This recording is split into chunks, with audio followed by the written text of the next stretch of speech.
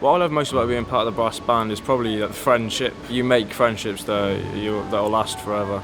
I think it's being part of something that's more than just you. It's a collective of everyone around Wales, and I think that's quite a special feeling.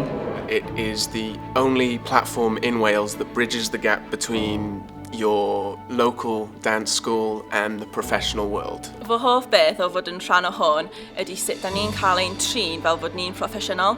Da ni ddim yn cael ein trin fel plant. Maen nhw'n gweithio ni'n really galed a mae hwnna'n really dda. Everyone really enjoys the residencies and the staff are all brilliant and we all work well as a team. Everyone's so lovely and you just have loads of fun all the time.